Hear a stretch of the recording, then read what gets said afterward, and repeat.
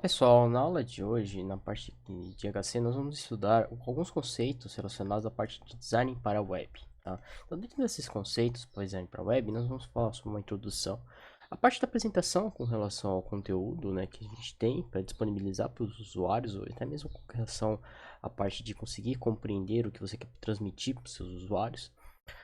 Vamos falar sobre a parte de navegação, né? Como que a gente implementa alguns critérios com relação à parte de buscas, né, em si, que vocês veem isso aqui muito em Prog Web também.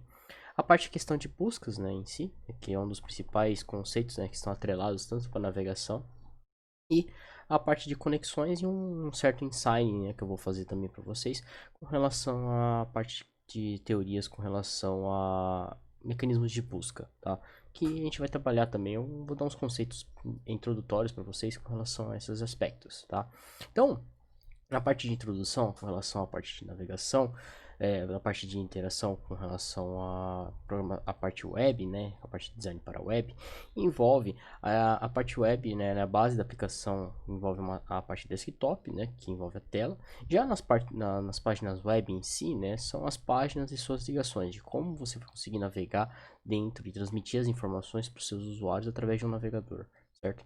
Então, dentro desses dilemas, né, a grande questão é como levar o seu usuário até onde ele quer chegar, né? Para isso, né, dentro desses conceitos, né, que nós vamos estar trabalhando, né, dentro da oferecendo, né, para vocês com esses tópicos, né, para a parte de navegação para a web, né, a parte de design para a web, envolvem os trabalhadores do conhecimento, né? Os trabalhadores do conhecimento, né, são as pessoas, são os estudiosos, né, que estudaram com relação a essa parte de quantidade e transmitir conceitos, né, com relação a como transmitir uma quantidade massiva de informações para os seus usuários e fazendo a seguinte pergunta, né? Como lidar com a sobrecarga excessiva de informações, certo?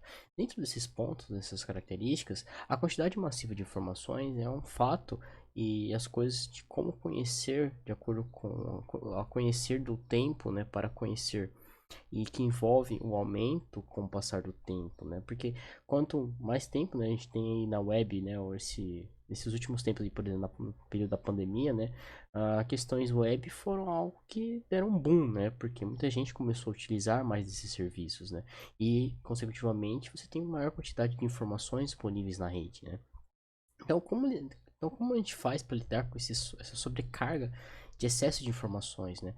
No qual nós tem uma ideia de ter tudo que existe, ou até mesmo por classificar rapidamente as informações e encontrar o que é mais relevante de acordo com as necessidades dos seus usuários, certo? Então, dentro dessas características, envolve o conceito para a gente conseguir apresentar o conteúdo para os nossos usuários, que envolve a parte de rastros da informação, que são atrelados à parte de Information Science, no qual a gente faz a seguinte pergunta, né? No qual as pessoas conseguem descobrir como chegar às informações que elas querem, ou até mesmo as pessoas recebem essas informações que estão disponíveis, elas conseguem acessar, elas conseguem ter essas informações. Como chegar até essas informações, certo? Então, para isso, a gente vai estudar alguns princípios que envolvem a parte de características com relação à parte de arquitetura da informação. Essa parte de arquitetura da informação envolve alguns conceitos nos quais a gente fala, se pergunta, né? Como detectar se os rastros são ruins, né? Para você conseguir acessar um conteúdo em si. Certo? Porque é através disso, né, envolvem, né, com os quais as pessoas elas não sabem o que fazer, ou até mesmo para onde ir, né, dentro de uma página, até mesmo para você conseguir acessar aquele conteúdo e ter aquelas informações de acordo com as suas necessidades de busca, né? Então, às vezes isso acaba gerando um pouco, né, com essa parte de rastros que são ruins, elas acabam influenciando um pouco na parte da confiança, né, porque antes ou depois de acessar um link, né, dentro de uma página, ou até mesmo utilizar um botão de voltar, né, na mesma sua página, né, isso acaba, às vezes, fazendo com que o seu usuário fique um pouco confuso ao conseguir acessar essas informações, né? Então a gente tem que dar pistas para os nossos usuários a conseguirem acessar essas informações de uma maneira mais clara, mais simples, né? Para isso, é, dentro dessas características, né, nós temos aqui um exemplo, né, que quando a gente coloca dentro das páginas web, nós temos aquelas páginas que separam por categorias, né, ou até mesmo por links curtos, ou até mesmo inserem, né, ícones que fornecem poucas informações adicionais para os seus usuários, né. Muitas das vezes, essas essas páginas, né, que oferecem poucos recursos, né, como a gente vai falar, para esses usuários conseguirem acessar essas informações, às vezes acaba sendo algo meio que deixando os confusos, né, para conseguir navegar. Às vezes a gente sabe, né, de acordo com a nomenclatura ou até mesmo pela imagem, né, a gente fala assim, ah, beleza, essas informações, esse ícone relacionado a uma lupa é uma parte de busca. Ah, mas essa parte do formulário nós conhecemos como, tipo, tem uma pranchetinha, né, tipo um caderninho, né, que é um formulário. As engrenagens são configurações, né? Mas isso muitas das vezes, se não tivesse nada escrito, isso às vezes acabaria ficando confuso para os seus usuários, né? E isso, dentro dessas mesmas características, né, nós temos também a parte de navegação, no qual a gente oferece e fornece recursos de parte de navegação, como as barras, né? As barras laterais, as barras de topo, né? Como a gente vai falar mais para frente também sobre a utilização desses componentes para páginas web. Ele aqui é um modelo de navegação, né? Acho que se não me engano era do Ava, né? A primeira versão do nosso Ava, no qual a gente tinha o Roam, a parte de vídeos, a parte dos quizzes, roda de discussões e as páginas dos nossos cursos, né? Hoje em dia, né, no nosso Ava, né, principalmente no meu Ava, por exemplo, nós temos isso também, né? Que envolve essas características da parte de navegação, né? No qual, só que em vez de colocar por ícones, né, nós temos algo relacionado à barra de navegação, no qual a gente vai explicar também para vocês no próximo, no decorrer dessa aula, tá? Então, aqui nós temos a parte de facetas, essas outras coisas, né, nos quais são algo bem importante, no qual auxilia a parte de navegação, certo? Mas muitas das vezes, quando a gente utiliza-se desses ícones, né, os ícones ajudam quando, né, quando a gente vai colocar algo para nossa página web em si. Os ícones ajudam porque eles facilitam o reconhecimento, porque você às vezes já sabe, né, igual dentro das nossas aplicações desktop, você já sabe. Por exemplo, o símbolo do disquete é um símbolo de salvar, o símbolo da impressora é para imprimir, né? O do mais e o menos são os zooms, né? Isso aqui a gente já tá meio que acostumado. Mesma coisa também dentro das páginas web, mas muitas das vezes os seus usuários eles acabam não ficando um pouco confusos, né, ao conseguir acessar essas informações de acordo porque às vezes ele não tem conhecimento do que significa aquele ícone ou aquele botão, né, o que, que ele faz, né, dentro da página. Para isso, normalmente a gente coloca tanto os ícones juntamente com os nomes, né, para ficar fácil dele reconhecer e muitas das vezes também esses ícones atrapalham com relação à parte de codificação redundante, né, pode estar ajudando para estarem utilizando esses ícones, né? Tipo, colocando, igual aqui nós temos, né, a imagem juntamente com o texto, né? Isso facilita a vida do seu usuário reconhecer o que significa aqueles itens, certo? Então, dentro dessas mesmas características, a gente utiliza-se muito dentro das páginas web a parte de links, né, que são referências para outras páginas, nos quais o link, né, a gente faz a seguinte pergunta: como melhorar os links? No qual utilizar termos mais específicos e fáceis de reconhecer, utilizar palavras-chave ou até mesmo gatilhos, né, tipo, por exemplo, clique aqui para acessar o link, né, da videoaula, ou até mesmo não use termos exagerados e até mesmo ajude com acessibilidade também, porque na parte de acessibilidade é muito importante com essa parte de links, né? Porque o link entre acessibilidade é o que faz a parte de navegação através de mecanismos de tecnologias assistidas, nos quais os usuários com algum tipo de deficiência, por exemplo, deficiência visual, eles conseguem acessar essas informações através da utilização de links, tá? Que é também por conceitos também da parte de HTML e CSS que envolvem esses conceitos que facilitam a vida do seu usuário a conseguir acessar essas informações. Então aqui, por exemplo, o seu usuário pode ficar confuso, né? Você colocar, clique aqui, né? O here aqui, é tipo, pô, aqui como, né? Como que o seu usuário vai conseguir identificar isso? Dentro, para especificar melhor, né? Tipo, clique aqui para acessar, assistir o vídeo, né? Nessa linha.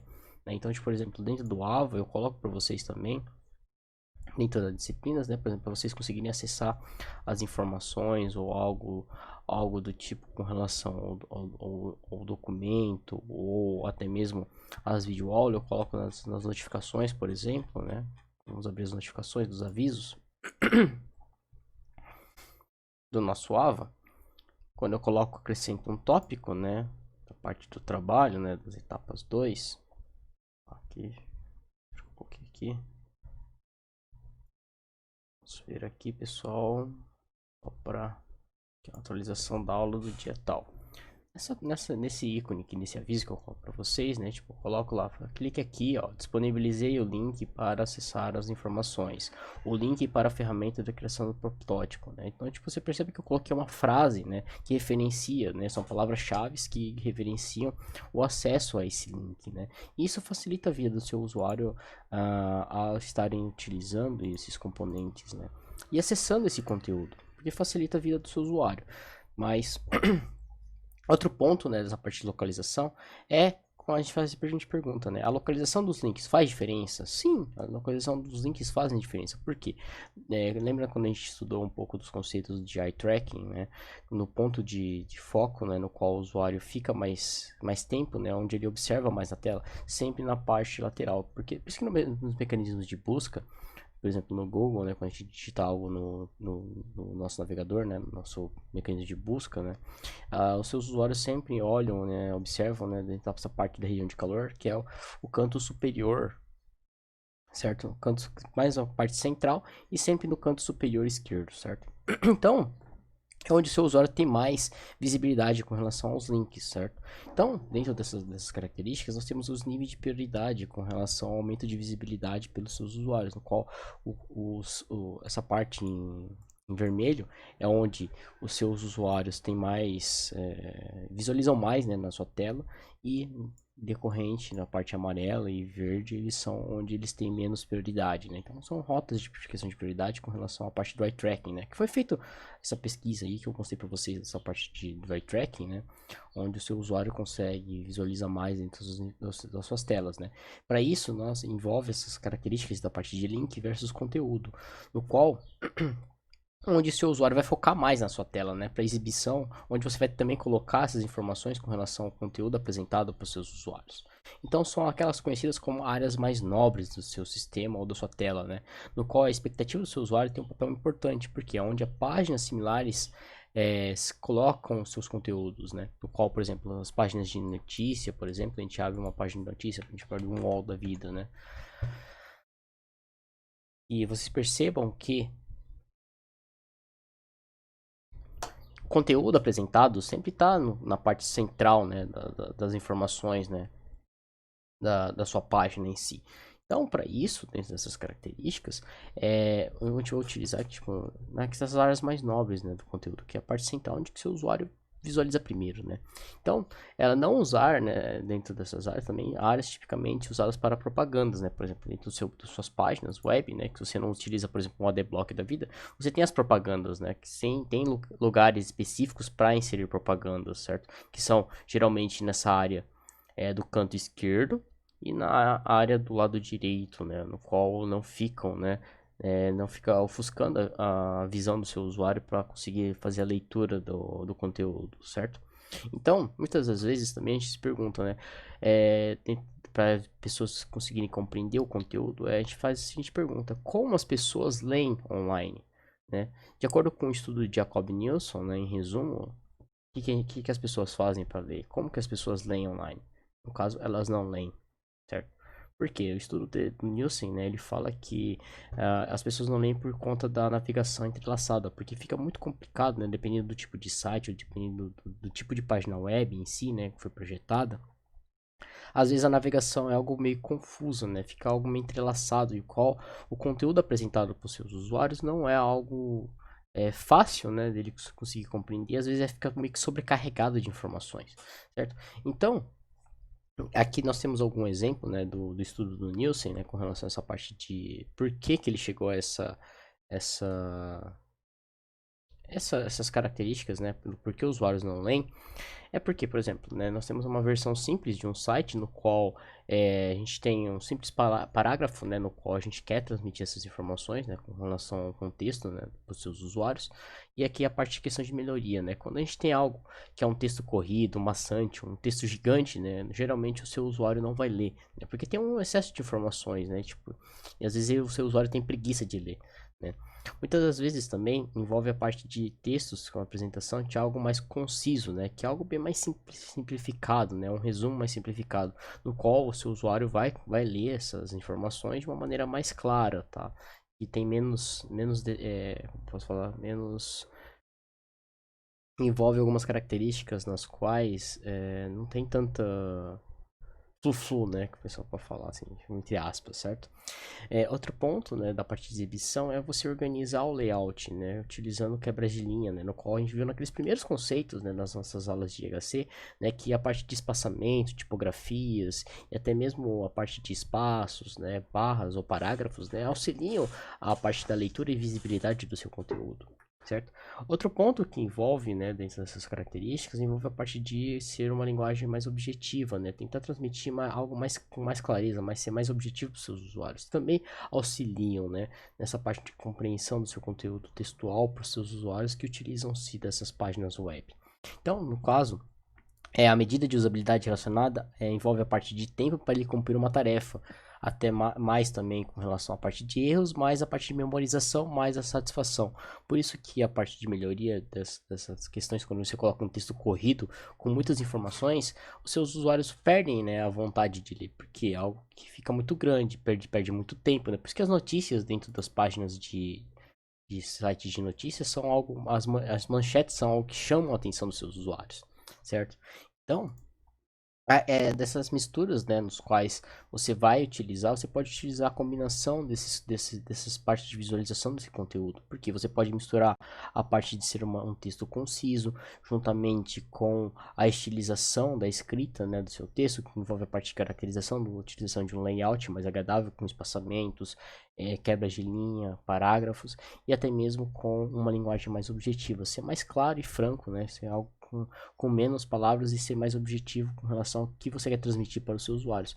E é isso que o seu usuário vai querer, né? Para ele conseguir visualizar e conseguir entender e compreender de uma maneira mais clara e rápida, né? Mas muitas das vezes também é por conta do usuário também ele não conseguir interpretar, tá? Que às vezes o usuário tem preguiça de ler, tá? Isso também acontece, ok?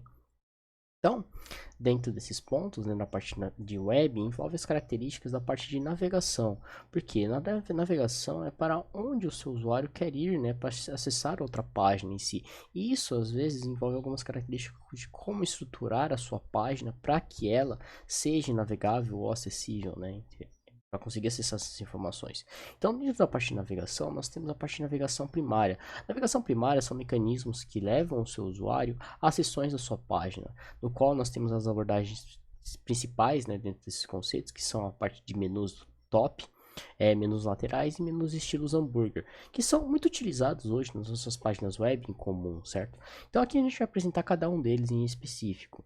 A navegação topo, dentro das páginas web, ela aparece no topo das suas páginas de um site, no qual ela é ainda melhor quando ela não desaparece dos seus usuários ao utilizar ou rolar uma página, né? Ela serve para ir até as categorias de mais alto nível rapidamente e dar uma noção geral sobre o conteúdo da sua página.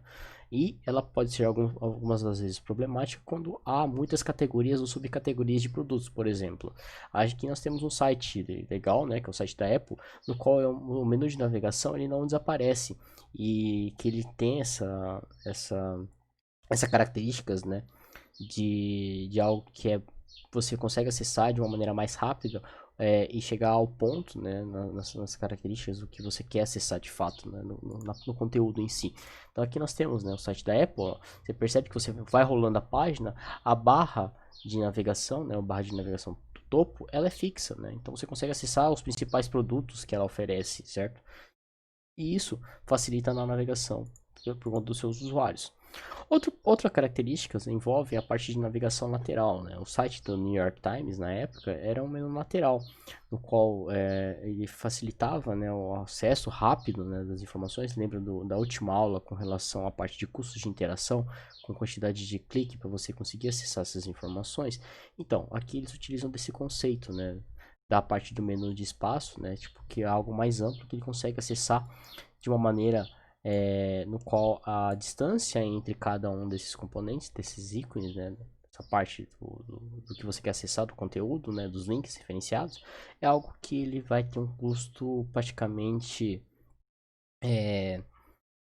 menor, né, e mais igualitário, né, com relação a para você conseguir acessar essas informações, que envolve a questão da lei de fit também, né, que é mais fácil de ler devido ao alinhamento, por exemplo, e também com relação a acessar essas informações de uma maneira mais fácil, né, você não precisa deslocar muito o seu mouse, né? Tipo, para até você chegar aqui, acessar, até chegar na última página, até chegar no último componente, né, da sua página, no lateral. E isso facilita também a navegação dos seus usuários. Outro ponto, outra característica é a característica de navegação modelo estilo hambúrguer, né? Porque a tendência do modelo navegação hambúrguer, ela veio da tendência web, né? Ela veio mobile. Por quê? Ela veio, né, da tendência mobile porque ela envolve um ícone com relação a um drop-down de menu, né? No qual ainda há poucos estudos sugerindo que ela é melhor utilizada do que utilizar palavras, né, na parte do menu, né? Muitas das vezes, né, a gente não... Isso é preferência da parte de questões de design, tá? E fica a critério do desenvolvedor que está desenvolvendo aquela página, né? Do seu web designer.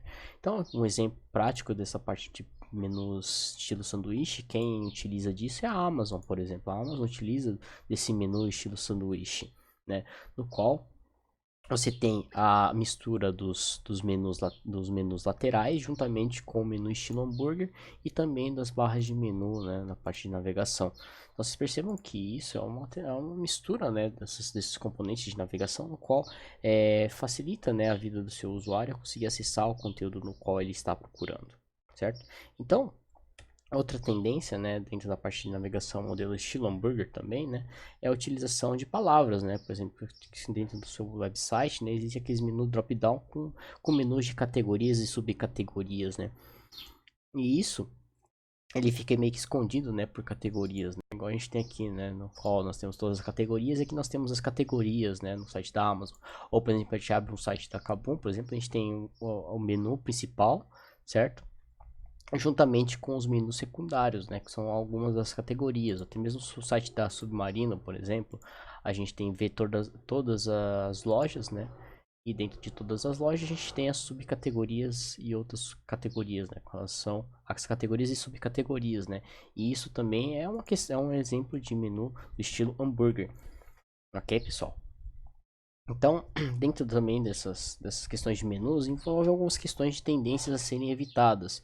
Essas tendências a serem evitadas é quando você tem um site, ou desenvolve um site, quando ele tem poucas categorias, né? Nesse caso, não é necessário utilizar uma navegação em topo, um menu, né, no qual você tem várias subcategorias, né? Coloquem somente o menu de navegação no topo, né? Porque isso, o seu usuário fica menos perdido, né? Ele consegue acessar essas informações de uma maneira mais clara.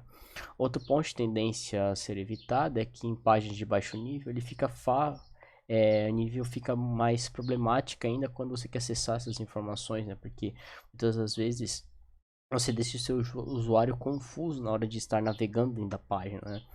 E às vezes ele quer voltar ou quer acessar o mesmo conteúdo, ele fica meio perdido na hora de você conseguir acessar essas informações. Então, por que é algo meio que tentador você colocar, né, menus com vários submenus de várias categorias, né?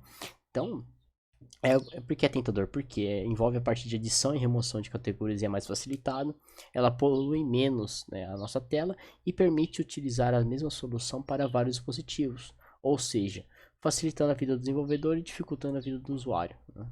O qual facilita a nossa vida, mas para quem utiliza é algo mais complicado, né? Porque ele tem que acessar várias páginas ou várias submenus e tem dentro do custo de interação, você tem que clicar mais vezes, né, para conseguir executar uma ação, certo? Então, uma das tendências, né, tipo, você tem aquelas barras de destaque, né, que auxiliam os seus usuários a conseguir acessar essas informações de uma maneira mais fácil, né, ou até mesmo aqueles menus laterais, né, no qual no subcategoria, que é o site da Amazon de 2014, tá?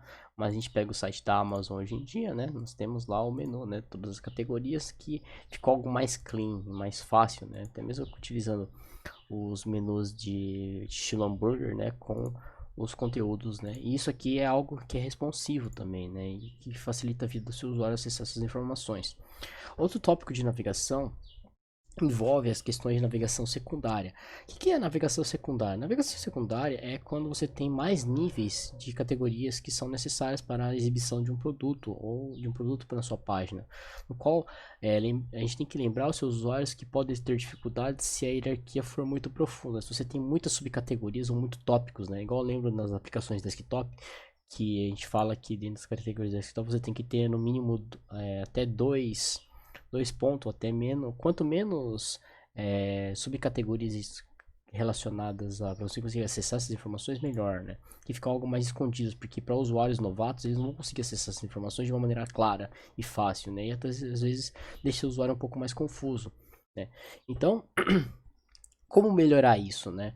Para melhorar essa parte de navegação, você tem a parte de navegação utilizando menus laterais e até mesmo linhas de menus horizontais e até mesmo chamado de Fat Navigation, né? A gente vai abordar algumas dessas possíveis técnicas, né? Que são, por exemplo, a barra de menu lateral mais a Fat Navigation, né?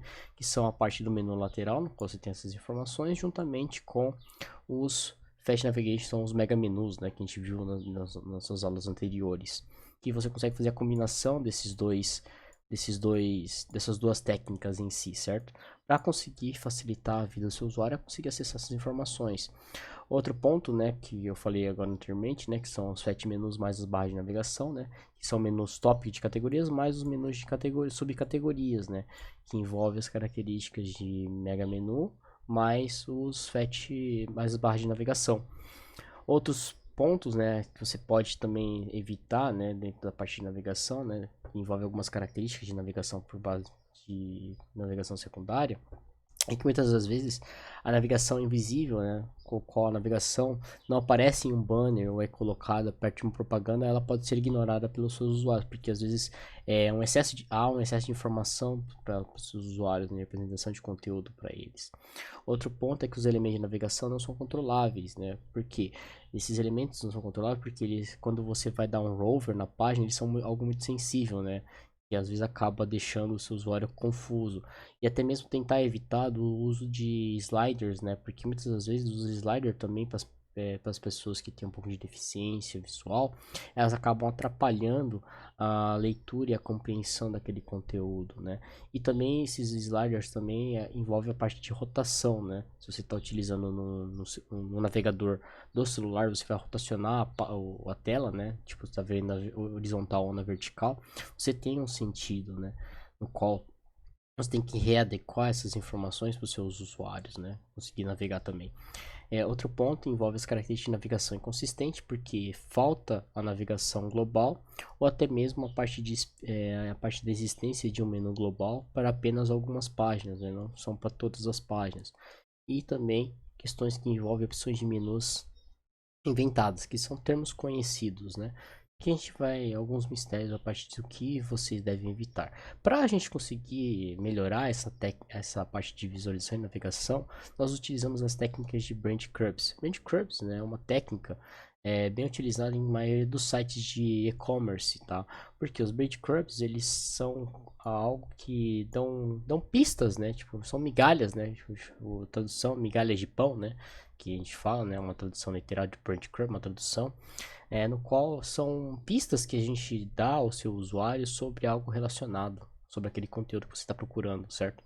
Que isso facilita muito a vida do seu usuário quando você tem palavras-chave que são algo semelhantes, né? Que são algo relevantes com o que você está buscando, certo?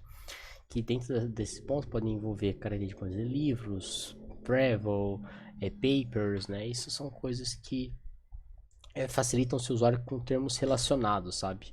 Então essa técnica de breadcrumb é uma técnica no qual envolve razões para implementar, que é voltada para a parte de localização atual com relação ao atual do usuário versus o restante do site, né? Que vão trazer informações relevantes no que você já pesquisou também, por exemplo, né? Ou algo atrelado àquele produto, né? A palavra-chave que você digitou na busca. Eles dão acesso a um clique por categorias de mais alto nível, que é o resgate dos seus usuários. Elas não causam problemas de parte de testes de usuários, porque elas não são mal interpretadas e usam pouco espaço da tela. E isso, né? O que representar? É a hierarquia do site ou é histórico de navegação dos seus usuários? No qual a gente foca mais para a hierarquia, né? Porque a parte da hierarquia, né, envolve algumas questões, né? Da parte de navegação, buscas e acesso a essas informações de uma maneira mais clara e rápida, certo? Então, essas técnicas de breadcrumbs, né? Quando você vem aqui, por exemplo, você vem no site da Amazon, você tem algo, os breadcrumbs da Amazon, né? Você tem aqui algo recomendado para você, né?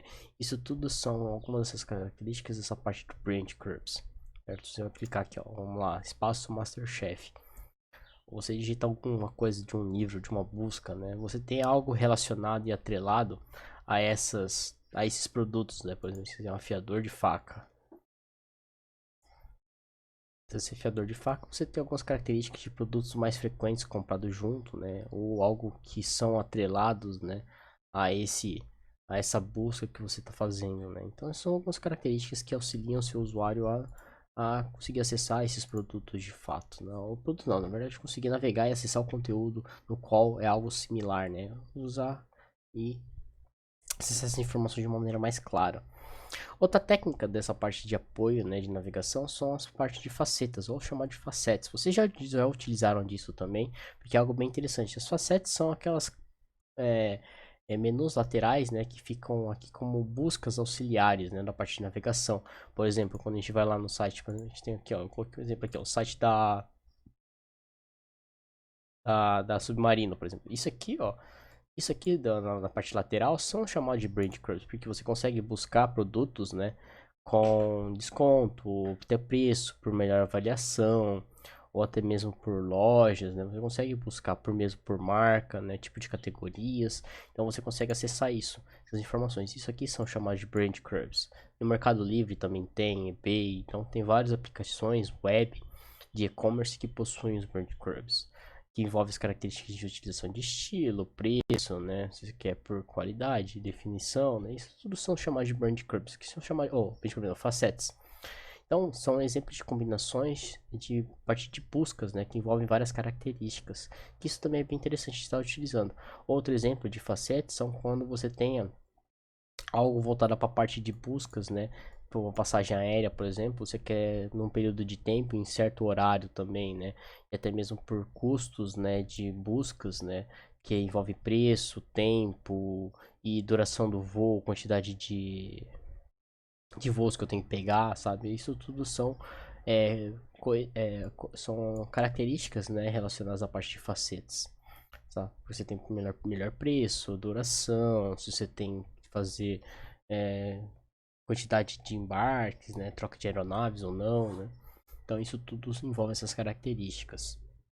Então, outro dentro desses pontos, né, na parte de navegação, na parte web, de navegação, envolve a parte de buscas, no qual a busca em um site é algo muito importante, né, dentro dessas características. Porque é como as pessoas exploram a internet em busca de informações. Então, dentro dessas características da busca, né, nós temos a parte de problema da satisfação, que envolve características da parte de busca exploratória e a parte de otimização de como chegar a uma solução satisfatória para você conseguir apresentar um conteúdo para o seu usuário que ele consiga acessar com as informações que ele está buscando, né? Para que ele não fique frustrado, né? Ao digitar uma palavra ou uma palavra-chave, né, no seu mecanismo no seu navegador de busca, né? Ele conseguir acessar essas informações do que ele está buscando, né? Então, para isso, envolve algumas características da parte de explorar. Essa parte de explorar envolve a parte de dois termos, né? Em inglês nós temos a parte de explore e a parte de exploit. A parte de explore, né, que é a parte de explorar, que é buscar informações já existentes, e a parte de exploit, que é usar informações relevantes, né? Então, dentro dessas características, nós temos uma parte chamada algo relacionado a uma atenção, né? Porque quanto mais você gasta tempo buscando informação pertinente, que é a parte de Explorer, né, que você está explorando e buscando essas informações, quanto com relação à parte de menos tempo você tem para tirar proveito dela, né, que é chamada da parte de Exploit, que é usar as informações relevantes com relação ao que você está procurando, né, que são tipo os termos relacionados. Já a parte de Explore é buscar por algo que você está buscando com uma palavra-chave, né? Você está explorando, busca sobre o conhecimento, agregar conhecimento àquelas informações existentes ou buscar essas informações em uma página web. Então, existem duas preocupações com relação a isso, que envolve as características de resultados e a parte de processo de busca, né? Que é a parte de resultados que envolve a parte de explore, que é a parte de explorar, e a parte de exploit, né, que é a parte de explorar, que é usar essas informações relevantes. Então a gente vai ver nessa parte de explorar com relação à parte de resultados, por exemplo, a gente vai colocar lá, por exemplo, em um dia do ano a maré é mais alta durante o pôr do sol. Então, tipo, essas informações você vai digitar lá no Google, né? Então, você vai ter lá uma tabela, né? Ele informar lá uma tabelinha, né? No qual ele mostra, né, o dia e a hora no qual a maré está alta ou não, e a hora em que ela está menos baixa ou mais alta, né, em relação ao período de tempo e o horário em si, né? E você perceba que essas informações, né, são informações bem densas, né? Que às vezes usuários novatos, usuários um pouco menos experts, né, que não tem tanto conhecimento, né, desse conceito, eles ficam um pouco perdidos, né? Porque eu vou olhar para essa tabela e falar assim, nossa, beleza, é uma tabela com muitas informações, mas como que eu vou analisar isso, né? Vou visualizar linha por linha para ver e tal. Tipo, como que eu posso melhorar essa exibição para os seus usuários? Aqui nós temos um outro exemplo que é essa mesma tabela, só que apresentada em formato de gráfico, né? No qual aqui nós temos a partir dos dias ou dos horários, né? Dos horários e a gente consegue ver a maré, certo? Num determinado horário, certo? Num determinado dia e num determinado horário você tem da semana você tem qual o horário da maré que ela tá alta ou mais baixa, certo? Que tá subindo ou tá descendo. Que fica mais fácil do seu usuário visualizar, utilizam representações gráficas, é, que é algo mais intuitivo para os seus usuários interpretarem. Outro exemplo também bem fácil de se interpretar também é a utilização de um calendário com uns informes gráficos nos quais tem essa representação das marés e com relação ao horário que a maré está alta e o horário que a maré está baixa. Isso também facilita a visualização desse conteúdo, que envolve esses resultados de explorar, tá? Outro ponto, né, dentro dos aplicativos, né, é a parte de quando a gente está buscando por restaurantes, né. Nós temos lá um aplicativo, né, uma página web, que é essa San Diego aqui na época, né. Você consegue buscar por restaurantes, né, dentro de uma região do mapa, no qual aqui você vai ter representações de restaurantes, né, através desses íconezinhos, né, qual você tem um número e tem a referência no lado você tem as informações. Isso você está conseguindo buscar e explorar dentro desse site, essas informações. Já essa parte também, dentro de explorar, existem algumas características de explorar que é uma busca mal sucedida. Por exemplo, no antigo site da Volkswagen, você tinha essa busca de... É uma busca mal sucedida por um carro com certas características. Porque quando você ia montar ou selecionar um carro, você não podia acessar e configurar o carro sem antes mesmo visualizar quais opções de modelo você tinha, né, ou você tem disponível para ele estar observando ou não. Você tem que selecionar, né, o modelo e depois dentro do modelo você tem que ir para outras páginas que iam redirecionando, né, o seu usuário a navegar naquela página, mas isso acabava deixando confuso a maneira de como você ia navegar e como você configurava e selecionava as características do seu carro e dos opcionais, né, da montagem do seu carro. Isso às vezes acaba atrapalhando, né? Porque algumas dessas características elas mostravam um conteúdo que não era relacionado àquela configuração que ele queria. E às vezes a imagem que apresentava, o que você selecionava no produto, não era o que era apresentado na tela. Certo? Então isso envolve algumas características também de uma busca mal. Um exemplo de uma busca de um Explorer, né? Um resultado mal explorado. Que dentro dessas características, ela seria mais a parte interessante de mostrar resultados aproximados para os seus usuários, ok? Então, dentro da parte de buscas também, nós temos a parte de processos de busca, né? No qual é ajudar o seu usuário a descobrir o conteúdo, no qual não costumam ser bem feitas, geralmente na parte interna dos seus sites, e geralmente essas pesquisas em sites de e-commerce, 64% de sucesso na primeira busca e 74% de sucesso no total, que é uma chance de sucesso de cair de 64 para 28 quando sua busca não é algo bem explorado dentro de suas páginas web, né? Isso aqui são alguns conceitos, tá? Quando vocês forem ver isso aqui em programação web, vocês vão estudar alguns conceitos para fazer esses mecanismos de busca para essas páginas, tá? Aqui a gente está falando mais um pouco das questões da parte de visualização, né? Da parte de interação com a parte de proatividade e ação e a parte de interação com essas páginas. Então, dentro dessas mecanismos de busca, nós temos a parte de interfaces, né? Os quais são as chamadas de interfaces reativas, que envolvem a parte de processo de buscas típicos, no qual a gente vai digitar um termo ou uma expressão, no qual a gente vai obter um resultado, né? E a gente se pergunta como melhorar esses resultados, né? No qual como reduzir a quantidade de cliques até chegar àquela informação que eu quero, né? Para isso a gente tem algumas técnicas, né? Nos quais o Google fornece para vocês, para a gente digita lá filmes em Campo Grande, né? Então, agora também a gente não tá conseguindo ver filme no cinema, né? Por conta da pandemia aí, né? Mas se você digita as buscas, na busca do navegador, né? Você tem todas as informações dos filmes que estão em cartazes, né? Estavam em cartaz, na verdade, né? Então a gente consegue ter algo mais, uma ação chamada de buscas reativas, né? Que traz as informações de acordo com a sua localização, por exemplo. Ou até mesmo você vai lá digitar lá receita de brigadeiro ou receita de bolo, ele já traz a receita para você, né? Como você preparar essa receita, né? Esse brigadeiro, por exemplo. Então, isso aqui são conhecidas como buscas buscas reativas, né? Ou chamadas de buscas proativas. Então, tipo, você vai digitar uma informação no campo de texto, ele vai trazer essa informação para vocês, certo? Então, dentro dessas buscas essas interfaces reativas, o problema disso é que nem sempre sabemos o que perguntar para os mecanismos de busca, né? Porque muitas das vezes a gente não consegue selecionar uma palavra-chave adequada, né? Que a gente quer buscar, porque a gente também não sabe às vezes o nome de um produto ou de uma das características que a gente quer buscar, né? E isso, às vezes a gente não consegue melhorar, né? Porque isso depende muito da palavra-chave que a gente vai selecionar. Então, além dessas buscas proativas, nós temos que a parte de que essas buscas proativas, elas recomendam algo que vai além da busca, né? E com a parte de descrição, né? Que essa parte de descrição por exemplo, a gente vai buscar algo que é muito mais específico, né, em si, né, por exemplo, as minhas citações, né, quando você vai digitar no Google Scholar, né, você quer buscar um artigo, né, com base nas minhas citações, né, que são a parte de históricos de navegação, né, os históricos da parte de buscas, né, que envolvem várias características dessa parte de mecanismo de busca. Então, dessas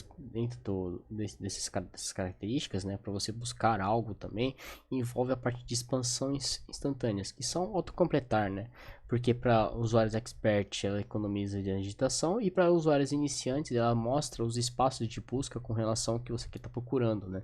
Ela te dá um auxílio a mais para que você consiga buscar algo, uma palavra-chave em específico para busca de um conteúdo. Então igual a gente tem lá no Google, né? A gente vai digitando e vai trazendo para você automaticamente o que você quer, né? E até mesmo também essa busca proativa de autossugestões, elas ajudam a gente na correção, né?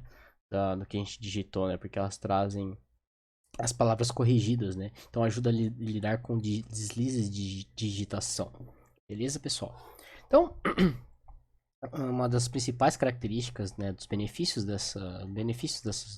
do uso da participativa dentro dos mecanismos de busca é que eles guiam usuários novatos, dão atalhos para usuários experts e deixam claro as categorias existentes, né, para os seus usuários e dão opções úteis para que os usuários que não encontrariam em si, né, digitando palavras-chave dos quais não conheçam aquele conteúdo. Outro ponto também que envolve alguns riscos, porque às vezes acaba sendo frustrante, porque ele é inconsistente, muitas vezes porque o seu usuário não utiliza uma palavra-chave na qual ele não é o que ele está buscando. Às vezes pode causar poluição, né? Às vezes uma palavra reativa ela vai trazendo várias outras palavras, né? Que às vezes acaba causando uma poluição na sua tela e acaba trazendo um pouco de distração também por conta do seu usuário na hora de fazer a busca sobre aquele conteúdo. Então, dentro dessas mesmas características, a parte de busca e navegação, elas andam juntas. Por quê? Dentro dessas características, você tem que fazer com que dentro do livro do Cooper, ele fala que facilite a passagem de modo de busca para o modo de navegação e vice-versa, né? E o modo de navegação para o modo de busca, né? Porque elas estão bem atreladas. Aí a gente tem uns 5 tópicos, né? No qual a gente fala por que elas têm porque tem apenas mecanismos de busca não é o suficiente. Nós temos cinco motivos para isso.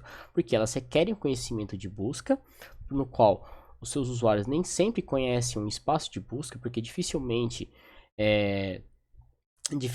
eles escolhem uma palavra-chave correta, né? E nem sempre elas identificam as diferenças entre sutis e opções mais disponíveis com relação ao que você está buscando. Tá?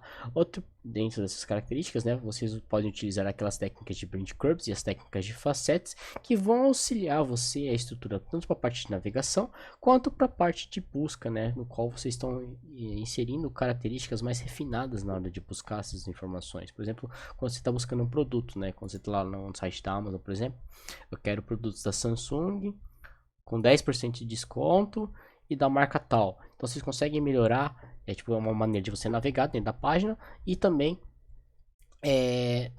conseguir acessar essas informações de uma maneira mais clara, né? Com que você já está sendo mais específico, mais objetivo, né? No que você quer buscar. Então, aqui nós temos a utilização, né, do Facet também, né? Utilizando mecanismos de busca e navegação. Outro ponto é com relação à parte de aumento da sobrecarga de memória. Se o usuário conhece o espaço de busca, então ele se lembra de como utilizar, certo? E outro ponto é que ele tem custo de interação maior de navegação, porque o usuário tem que fazer mais cliques, né? Utilizar mais cliques ou até mesmo digitar uma palavra, né? Um termo-chave para conseguir acessar aquelas informações de fato, certo?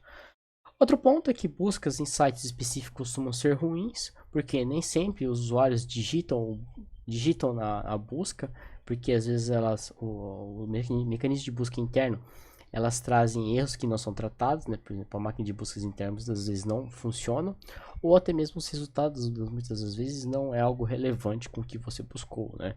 Ou não traz algo relevante, né? E o outro ponto é com relação à parte de habilidade do usuário com a busca costuma ser ruim e se eles não sabem como o mecanismo de busca funciona. Isso também é uma das tendências que não é suficiente somente o mecanismo de busca, que envolve algumas características da parte de navegação. E por final, a gente vai explicar alguns conceitos da parte do design de um site, né? Que nenhum site é uma ilha, né? Porque ele tem interconexões. Então ele tem várias ligações com vários dispositivos de busca, né? O Google, por exemplo, a gente tem o poder da internet, a gente tem várias, a gente consegue acessar várias informações de vários países, de vários lugares, né? Por exemplo, a gente vai lá no site e digita uma pequena tarefa, né? Quem é o campeão, quem é o atual campeão mundial de xadrez, né? O Google vai lá e traz, né? Quem que é o maior campeão de xadrez, certo?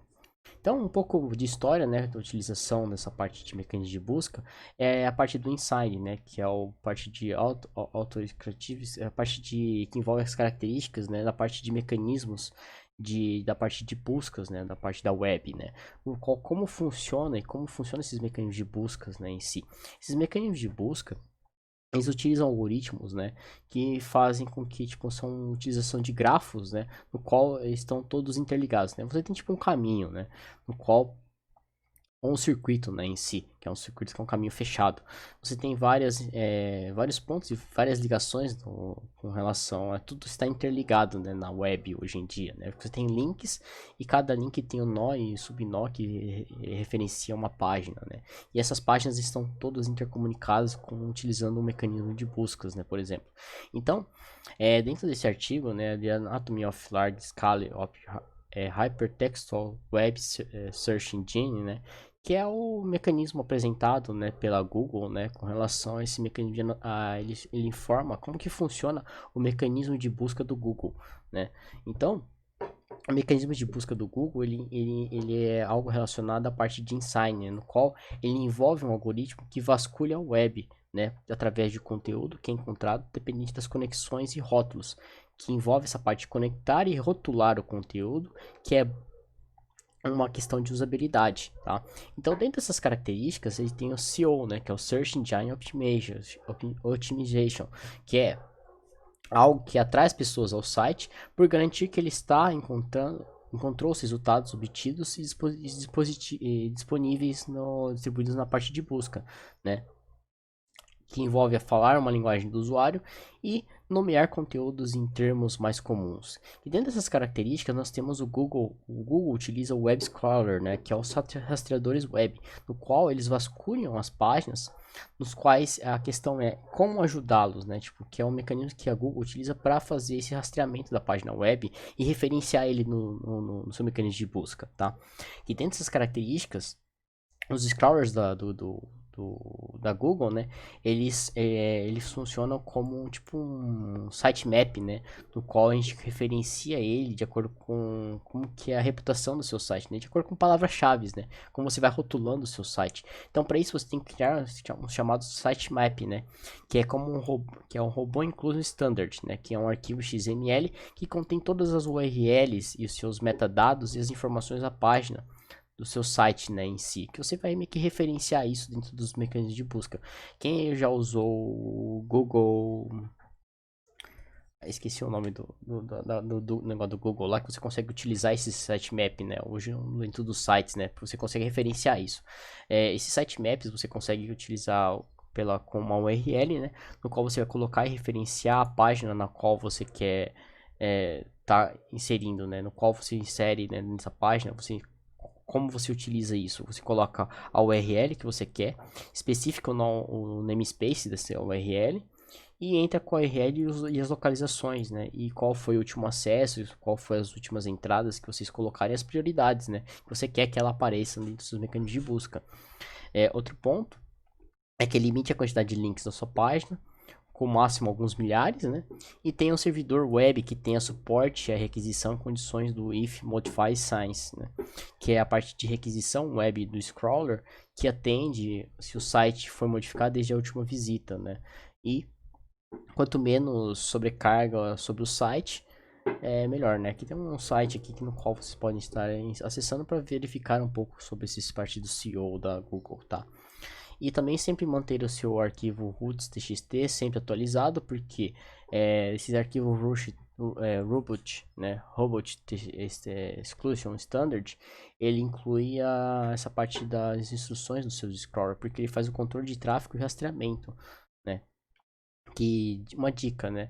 Aprenda a gerenciar o rastreamento de suas páginas com os arquivos e teste a cobertura e sintaxe dos seus arquivos, né? No qual que você consegue permitir que os seus scrollers do Google consigam acessar essas páginas e conseguir descobrir quais são as palavras-chave utilizadas para você conseguir fazer a navegação. Então, dentro dessas características, nós temos o robots.txt, que aqui a gente tem alguns links, né? Que se vocês quiserem compreender um pouco mais, fique à vontade em utilizá-los, tá?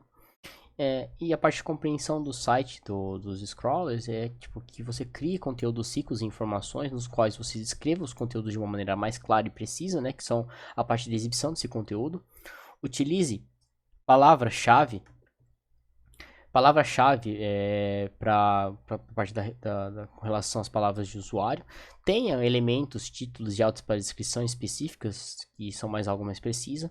Tenha uma hierarquia dentro das suas páginas, com uma parte clara, né, que envolve a parte de arquitetura do seu site, da sua página, né. E utilize boas práticas de dados e imagem, né, que eu coloco alguns exemplos para vocês. Fique à vontade de estar utilizando, para vocês conseguirem implementarem isso dentro da página, das suas páginas web, tá? Isso aqui também, se vocês veem muito também dentro da disciplina de programação web, tá? A gente não vai entrar em todos os detalhes para esses conteúdos, tá? E, por fim, utilizem também os CMMs, que são os Content Manager System, que garante criar páginas e links rastreáveis, tem acesso aos crawlers, e torne seu conteúdo importante e visível por padrão, né? No qual você tem que evite tabs e seções expandíveis e utilizem a parte de hyperlinks, né? E previna a parte de hyperlinks, propagandas que sejam rastreadas a partir do seu site, tá? Outros pontos, né, que ajudam os seus usuários a visitar suas páginas é que utilize texto ao invés de imagens, utilize atributos da tecla Alt, garanta que todos os seus links sejam acessíveis e ativos, otimize o tempo de carregamento das páginas, projete o seu site com o máximo de tipo e tamanho disponíveis, garanta que o seu site tenha aparência correta ao máximo dos seus browsers, crie sites seguros utilizando o HTTPS e crie sites acessíveis, tá? Que a gente vai entrar nos próximos tópicos também com relação à parte de acessibilidade, tá? E práticas de má intenção, né, dentro do Google, que o Google remove sites que usam práticas mal intencionadas, tá, que são chamados de spams web. Por exemplo, o site do bmw.de, né, você vai achar que é o site da BMW, mas não. A visão do scroller, ele olha lá pro site e fala assim, nossa, o que é isso? Isso aqui é um lixo, né, não é um site seguro para você estar acessando essas informações. Que o scroller ele faz esse tipo de gerenciamento, ele controla isso e verifica se é bom ou ruim ou não o site, tá bom? Isso é uma questão de má fé da parte de desenvolvedores também, tá? Então, esses princípios básicos faça com que sua página, as páginas para os usuários não tenham, faça as suas páginas para os usuários e não para as máquinas, certo? Então não engane seus usuários, evite truques para melhorar os rankings das suas páginas pelas máquinas de busca, tá? Aí a gente pergunta, você se sentiria bem explicando o que fez um concorrente para um funcionário da Google, né? Mas faz essa pergunta para vocês. E faça um site que se destacar dos demais da sua área, né, com relação a isso. Aqui tem algumas técnicas que vocês podem estar utilizando, né? Que tem um vidinho aqui. Fique à vontade de utilizá-lo, tá? Porque é bem interessante, tá? Que ele ensina as boas práticas para essa parte das más intenções, para para você conseguir evitar, né, entre essas técnicas de suporte da Google. E boas práticas, né, envolve a parte de monitorar o seu site contra hackers, remova conteúdos hackeados assim que forem detectados e previna e remova spam gerados pelos usuários. Tá? Isso garante que seus sites sejam otimizados para os mecanismos de busca. Certo, pessoal? Então é basicamente isso a aula de hoje.